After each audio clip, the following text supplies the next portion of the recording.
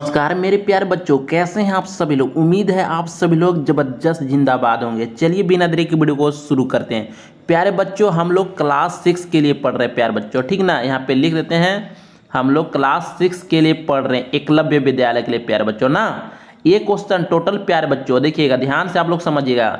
Total question जो है प्यारे बच्चों, हम लोग इस वीडियो में 5 क्वेश्चन सॉल्व करने वाले हैं। टॉप 5 क्वेश्चन है प्यारे बच्चों ना।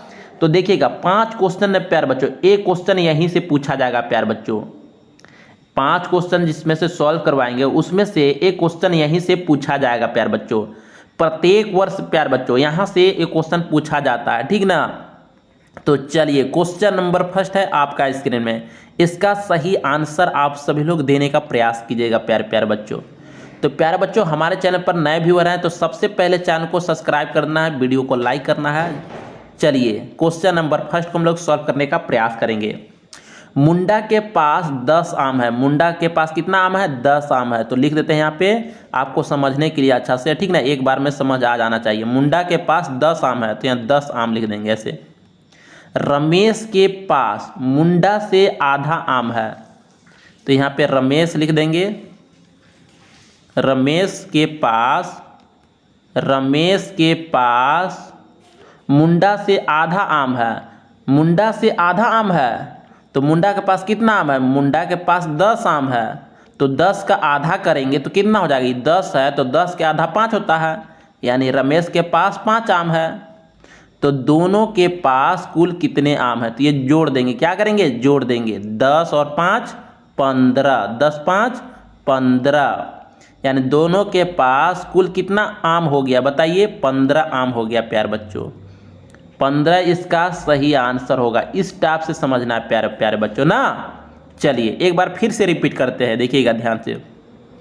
मुंडा के पास 10 आम है तो मुंडा के पास 10 आम लिख दिए। रमेश के पास मुंडा से आधा आम है।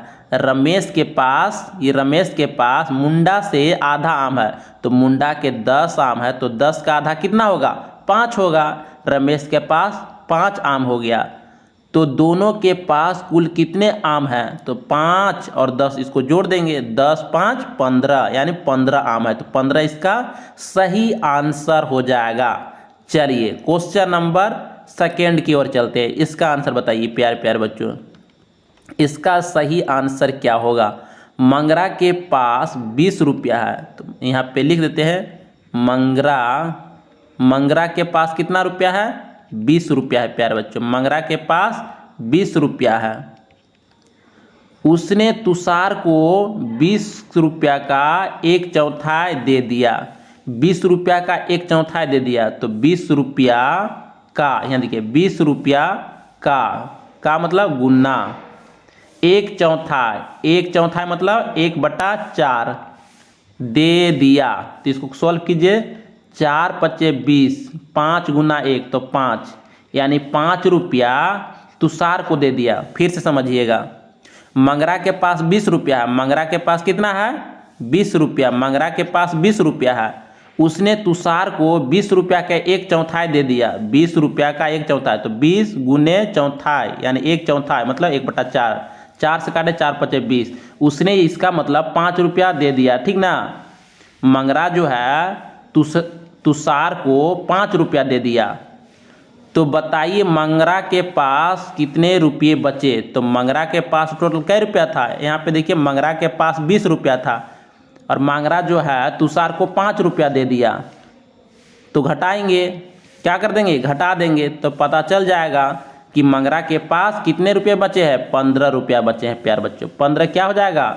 सही आंसर हो जाएगा। चलिए मंगरा के पास कितना था? 20 रुपया, जिससे मंगरा क्या करता है? तुषार को 5 रुपया देता है। तो कितना रुपया बच जाता है मंगरा के पास? तो 20 में से हम 5 घटाएंगे तो 15 रुपया मंगरा के पास बचता है प्यारे बच्चों। 15 इसका सही आंसर हो जाएगा। चलिए क्वेश्चन नंबर 3 में इसका सही आंसर बताइए। सभी का आंसर आना चाहिए। देखिए नवीन के पास 4 रोटी है। नवीन के पास कितना रोटी है? 4 रोटी है प्यारे बच्चों। नवीन के पास 4 रोटी है। उसने 3/4 रोटी खाई, यानी 4 रोटी का टोटल कितना रोटी है? 4 रोटी है ना। और 4 रोटी का 3/4, 4 रोटी का 3/4, 3/4 रोटी खाई। तो इसको काटिए, 4 × 4, यहाँ 1 बन जाए, 1 × 3 करेंगे। इसका मतलब यानी 3 रोटी वो खा गया, ठीक ना। अब बताइए कि नवीन के पास कितना रोटी बची।